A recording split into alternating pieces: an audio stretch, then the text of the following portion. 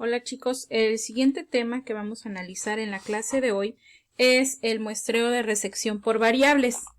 Recuerden que les he comentado ya en otras ocasiones que la diferencia entre las pruebas que se hacen a algún atributo y las pruebas que se hacen a una variable es dependiendo de lo que estemos realizando. Por ejemplo, si estamos realizando cualidades o estamos analizando cualidades y estamos analizando conteos, entonces el muestreo es un muestreo por atributos. Normalmente se analiza si un producto está defectuoso o no. Y en el muestreo de resección por variables lo que analizamos es una característica de calidad y esta característica de calidad debe ser en una escala continua.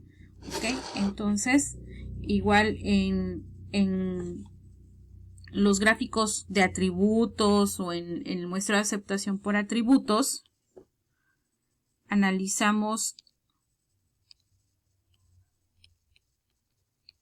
características de calidad, pero que se puedan contar, y en variables analizamos características de calidad que se pueden medir. Ahora, en los ejemplos que estuvimos viendo de muestreo de aceptación por atributos, bueno, saben que de un lote en específico identifican cuántos están defectuosos y cuántos están defectuosos tomando una pequeña muestra. Entonces aquí este tipo de muestreo de resección, el de por variables, sí vamos a considerar una distribución estadística y este se va a utilizar mediante mediciones muestrales de la media y la desviación estándar. Entonces, para recordarles un poquito, acuérdense que nosotros tenemos una distribución normal que toma forma de campana con una media X o una media poblacional, y en prueba de hipótesis ustedes tenían dos límites de especificación a partir del cual iban. Entonces tenemos una media que se encuentra al centro de la campana, que es donde se encuentra o se distribuye la mayoría de los datos. Si es muestral, acuérdense que la identificamos como promedio o X testada, y poblacional sería mu. Y hacia los lados tenemos unos límites que son límites de especificación o que pueden ser límites de especificación calculados de acuerdo a las desviaciones estándar, y que esas desviaciones estándar van a determinar un nivel Z. Ese nivel Z, acuérdense que lo buscamos en tablas, en las tablas Z, y lo que voy a obtener a partir de ese nivel Z y menos Z es en este lado una probabilidad, así lo tenemos aquí. Entonces aquí tenemos la probabilidad de rechazo a partir de ese valor de Z, y en esta parte blanca tenemos la probabilidad de aceptación.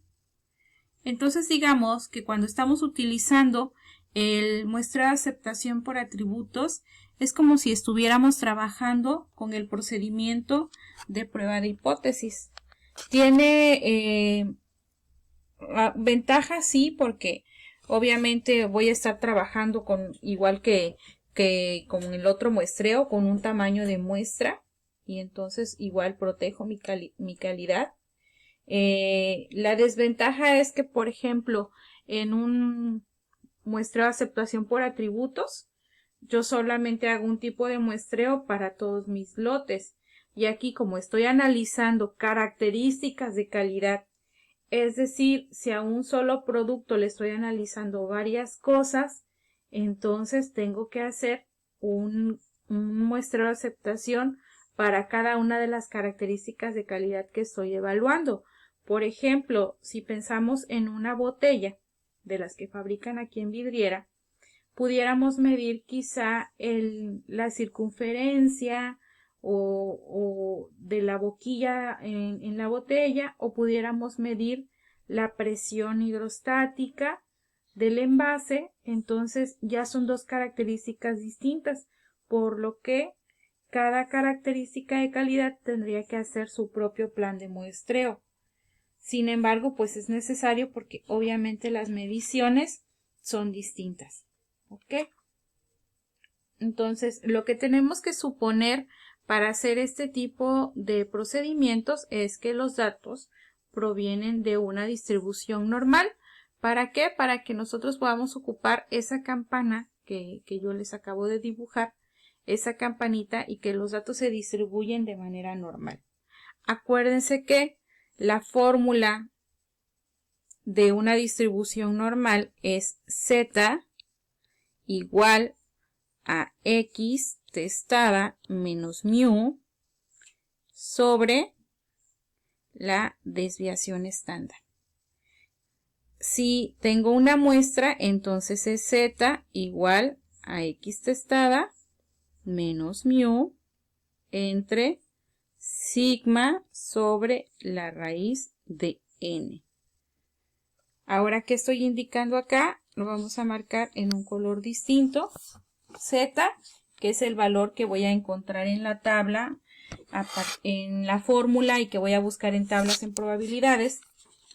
Y x testada es el promedio. X testada es el promedio. El promedio muestral. Mu es el promedio poblacional. ¿Cómo identifico una de la otra? Pues una, se supone que la persona debe de tener experiencia en el proceso y debe de conocer cómo actúa normalmente su proceso, y ya puede ser de datos históricos una media ya consistente. Ahora, la X testada, ¿de dónde sale? Pues de tomar una muestra. Aquí en este caso no estamos tomando ninguna, o si acaso una muestra de un objeto. Y la desviación estándar poblacional, pues es la desviación estándar dada del proceso.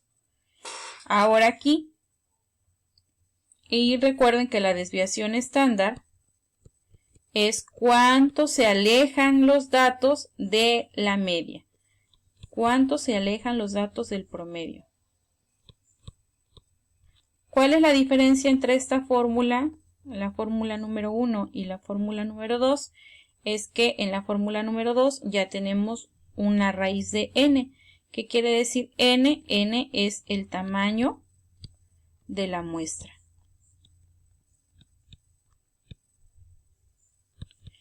Y ahora, hay dos tipos. Para los planes de muestreo por variables hay dos tipos.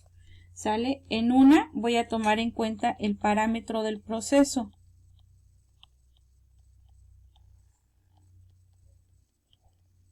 Y en la otra voy a tomar en cuenta una porción de producto defectuoso que se salga del parámetro del proceso. ¿Ok? Entonces, en una tomo en cuenta el parámetro del proceso y en la otra una porción de producto que se salga de ese parámetro de proceso. Entonces, parámetro de proceso, y la segunda, porcentaje de disconformidad. De hecho, los videos que les había colocado en Classroom tienen que ver con el siguiente proceso, que es de acuerdo a un porcentaje de disconformidad. Vamos a ver un ejemplo que es sobre la primera opción, que es sobre parámetro de proceso. ¿Ok? Para eso, pues vamos a necesitar también que tienen que tener a la mano las tablas Z, tablas de la distribución estándar Z. Y vamos a hacer el siguiente ejemplo. Ok, bueno, vamos a suponer que deseamos obviamente un plan de muestreo por variables para unas barras de acero. ¿Qué vamos a medir en las barras de acero? En las barras vamos a medir la resistencia. ¿Okay? Esa es la característica medible de calidad. Entonces, vamos a suponer que la resistencia promedio que les dice la compañía que la compañía está dispuesta a aceptar, ¿sale? Está dispuesta a aceptar barras de acero con un valor de 10.000 libras por pulgada cuadrada. ¿A cuántas? A más del 95% de las veces. Eso es lo que está dispuesto a aceptar la compañía. Entonces, por el contrario, entonces, está dispuesta a rechazar, pues las barras de acero cuyo promedio de la resistencia sea de 9.950, ¿sale? Libras por pulgada cuadrada, o menos del 90%. Entonces la compañía está dispuesta a aceptar que tengan este promedio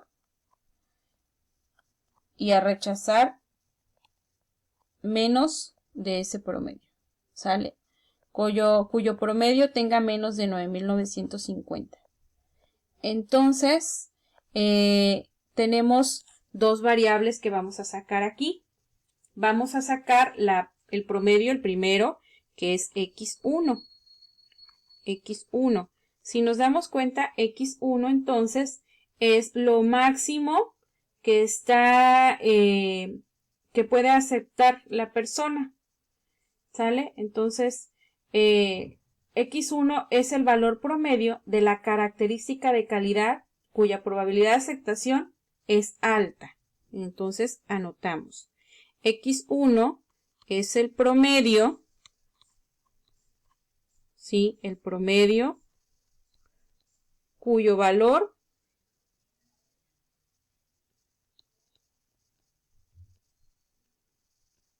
de aceptación es alto.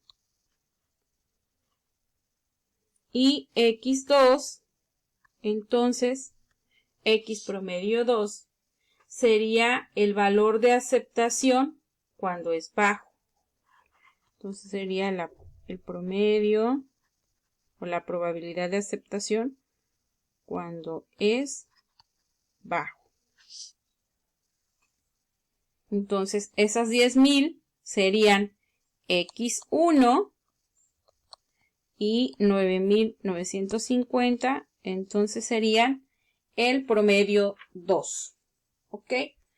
Entonces ya tenemos que X1 es igual a 10.000 y X2, X promedio 2 es igual a 9.950.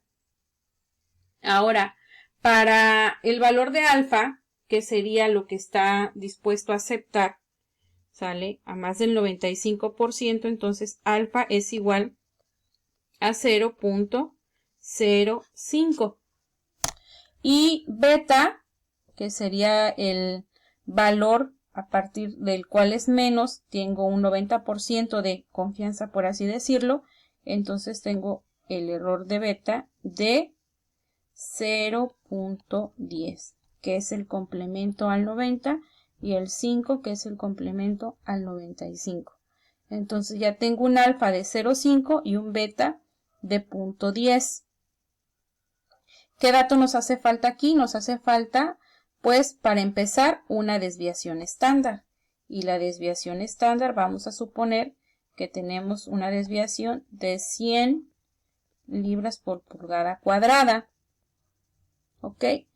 Ahora, ¿qué es lo que necesitamos hacer primero?